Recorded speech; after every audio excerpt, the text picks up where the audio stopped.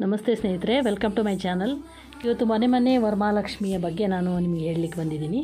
ವರಮಹಾಲಕ್ಷ್ಮಿ ಹಬ್ಬವನ್ನು ಹೆಣ್ಮಕ್ಳು ತುಂಬ ಚೆನ್ನಾಗಿ ಆಚರಿಸ್ತಾರೆ. ಈಗ ನೋಡಿ, ಹೆಣ್ಮಕ್ಳು ಬೇಗ ಎದ್ದು ದೇವಿಗೆ ಅಲಂಕಾರ ಮಾಡಿ, ತಾನೂ ಅಲಂಕಾರಗೊಂಡು ಬೇಕಾದ ರುಚಿಯಾದ ಅಡುಗೆ ತಯಾರು ಮಾಡಿ, ಬಳೆ, ಅರಿಶಿನ, ಕುಂಕುಮ, ಬ್ಲೌಸ್ ಪೀಸು, ಹಣ್ಣುಗಳು ಎಲ್ಲ ಇಟ್ಟು ಈ ಪೂಜೆನ ಮಾಡ್ತಾರೆ. ಈ ಪೂಜೆ ಮಾಡೋಕ್ಕಿಂತ ಒಂದು ವಾರಕ್ಕಿಂತ ಮೊದಲೇ ಎಲ್ಲ ತಯಾರಿ ಮಾಡ್ತಿರ್ತಾರೆ.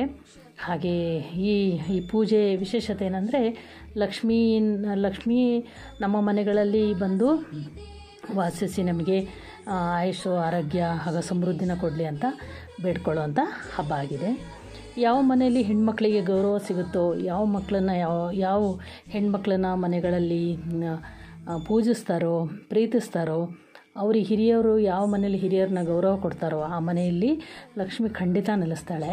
ನಾವು ಹಿರಿಯರಿಗೆ ಒಂದು ಗೌರವ ಕೊಡ್ದಲೇ, ಹೆಣ್ಮಕ್ಳಿಗೆ ಗೌರವ ಕೊಡ್ದಲೇ, ಹೆಣ್ಮಕ್ಳು ಅಂದರೆ ಎಲ್ಲ ರೂಪದಲ್ಲಿ ತಾಯಿ, ತಂಗಿ, ಹೆಂಡತಿ, ಹಾಗೆ ಅತ್ತಿಗೆ, ನಾದಿನಿ, ಅತ್ತೆ, ಹೀಗೆಲ್ಲ ಎಲ್ಲ ರೂಪದಲ್ಲಿ ಲಕ್ಷ್ಮಿಯಾಗೇ ಜನಿಸಿರ್ತಾಳೆ. ಒಂದು ಮನೆಗೆ ಗೃಹಲಕ್ಷ್ಮಿ ಅವಳೇ ಆಗಿರ್ತಾಳೆ. ಹಾಗಾಗಿ ಹೆಣ್ಮಕ್ಳಿಗೆ ನಾವು ನೋಡಿ, ಮನೆಯಲ್ಲಿ ಜಗಳ ಪರದಾಟ ಎಲ್ಲ ಇದ್ದಲ್ಲಿ ಆ ಲಕ್ಷ್ಮಿ ಬಂದು ನೆಲೆಸೋದಿಲ್ಲ. ಹಾಗಾಗಿ ಮನೆಗಳಲ್ಲಿ ಚೆನ್ನಾಗಿರಬೇಕು, ಜಗಳ ಪರದಾಟ ಆಡಬಾರ್ದು, ಹಾಗೆ ಹೆಣ್ಣು ಮಕ್ಕಳನ್ನು ಗೌರವಿಸಬೇಕು ಅಂತ ನಾನು ಈ ಮೂಲಕ ಕೇಳ್ಕೊಳ್ತೀನಿ.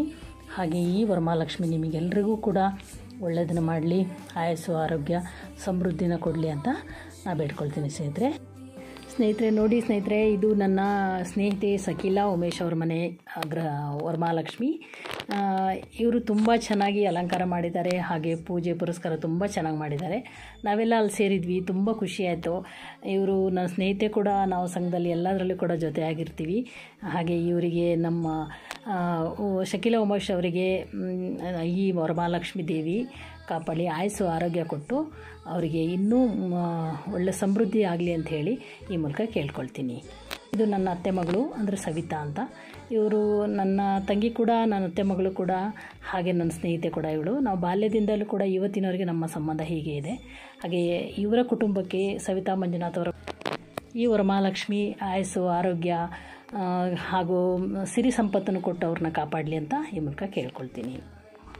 ಹಾಗೆ ಇಲ್ಲಿ ನನ್ನ ತವರು ಮನೆ, ಅಂದರೆ ನನ್ನ ಅಣ್ಣ ಅತ್ತಿಗೆ, ಅವರು ನನ್ನ ಅತ್ತಿಗೆ ನೋಡಿ ಎಷ್ಟು ಅಲಂಕಾರ ಮಾಡಿದ್ದಾರೆ, ತುಂಬ ಚೆನ್ನಾಗಿ ಕಾಣ್ತಿದೆ. ಹಾಗೆ ಅಡುಗೆ ಬಗ್ಗೆ ಎಲ್ಲ ಹೇಳೋದೇ ಬೇಡ, ನಮ್ಮ ಅತ್ತಿಗೆ ತುಂಬ ಚೆನ್ನಾಗಿ ಮಾಡ್ತಾರೆ. ಹಾಗೆ ಇವರು ನನ್ನ ತವರು ಮನೆ ಯಾವಾಗಲೂ ಹೀಗೆ ನಗ್ನಗ್ತಾ ಇರಲಿ. ಹಾಗೆ ಈ ವರಮಹಾಲಕ್ಷ್ಮಿ ಅವರಿಗೆ ಆರೋಗ್ಯ, ಆಯಸ್ಸು, ಆರೋಗ್ಯ ಹಾಗೆ ಸಂಪತ್ತು, ಸಿರಿ ಸಂಪತ್ತನ್ನು ಕೊಟ್ಟು ಕಾಪಾಡಲಿ ಅಂತ ನಾನು ಮನಸ್ಪೂರ್ವಕವಾಗಿ ಹಾರೈಸ್ತೇನೆ. Thank you so much.